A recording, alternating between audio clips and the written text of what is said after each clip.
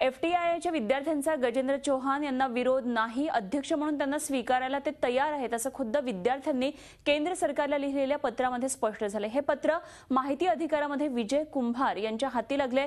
विद्यार्थ्यांचा विरोध नसेल तर मग आता सुरू असलेले हे आंदोलन कशासाठी असा प्रश्न या निमित्ताने पडतोय। एफटीआयआय विद्यार्थ्यांचा गजेंद्र चौहान यांना विरोध नाही।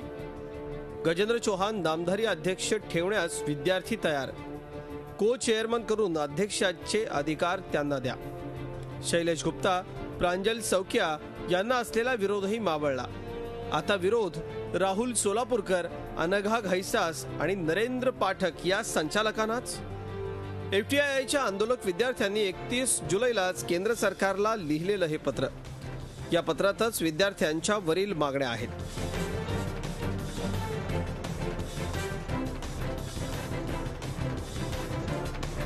नामधारी अध्यक्ष म्हणून गजेंद्र चौहान चालतील असे या पत्रात स्पष्टपणे म्हटलंय। चौहान यांच्यासह एक उपाध्यक्षही नियुक्त करावा, त्याला को चेअरमन संबोधावं। या को चेअरमनला सर्वाधिकार असावेत असं विद्यार्थ्यांनी केंद्राला पाठवलेल्या पत्रात म्हटलंय।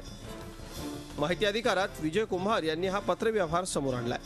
गजेंद्र चव्हाण हे नामधारी म्हणून चालतील, याचा अर्थ गजेंद्र चव्हाण चालतील असाच त्याचा निघतो। कारण जर तुम्हाला एखादी व्यक्ती तिथे बसायला लायक नाही, ती आधीच्या ज्या लोकांनी ते पद भूषवलंय त्यांच्या तुलनेचे नाही असं जर तुम्ही ते या आधारावर जर आंदोलन चालू केलं असेल तर मग अचानक ती व्यक्ती ह्या तुलनेची झाली कशी। मात्र या पत्रात राहुल सोलापूरकर, अनघा घैसास आणि नरेंद्र पाठक या 3 संचालकांना बदललं जावं। तसंच जानू बरुआ, संतोष सिवन आणि पल्लवी जोशी या 3 संचालकांच्या जागी नवे संचालक घ्यावेत असं या पत्रात म्हटलंय।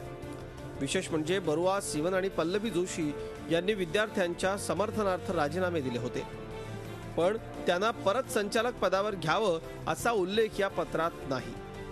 हा विद्यार्थ्यांचा कृतज्ञपणा असल्याचा आरोप कुंभार यांनी केलाय। यावर विद्यार्थ्यांचं म्हणणं मात्र वेगळंच आहे। पत्र विद्यार्थ्यांनीच लिहिलं असलं तरी ते वेगळ्या पद्धतीनं प्रोजेक्ट करण्यात येत आहे असं विद्यार्थ्यांचं म्हणणं आहे। INB मिनिस्ट्रीला पत्र पाठवलं की असं तुम्ही म्हणताय का, असं ह्याच्यावर आम्ही कन्सिडर करावं असं तुमचं म्हणणं आहे का, अशा पद्धतीचं एक लेटर पाठवलेलं। त्याला मिनिस्ट्रीने उत्तरच दिलं नाही। आता अशा पद्धतीने प्रोजेक्ट करण्यात येत आहे की हे लेटर म्हणजे आमची ऑफर आहे, तर हे संपूर्णपणे खोटं आहे।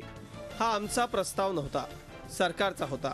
सरकार लिखित स्वरूपात द्यायला तयार नव्हतं, त्यामुळे सरकारचाच प्रस्ताव ड्राफ्ट करून आम्ही तो पाठवला असं विद्यार्थ्यांचं म्हणणं आहे। पण ते पटण्यासारखं नाही, कारण 25 जुलैला झालेल्या चर्चेच्या आधारावर विद्यार्थ्यांनी हे पत्र लिहिलंय। ही चर्चा फलदायी झाल्याचं विद्यार्थ्यांनीच पत्राच्या सुरुवातीला लिहिलंय। त्यामुळं पत्रव्यवहार पाहता सोलापूरकर, अनघा घैसास आणि नरेंद्र पाठक या 3 संचालकांना हटवण्याच्या मागणीसाठीच हे आंदोलन मर्यादित राहील का असा प्रश्न उपस्थित होतोय। त्यामुळे विद्यार्थ्यांच्या आंदोलनाच्या हेतूविषयी शंका व्यक्त होतीये।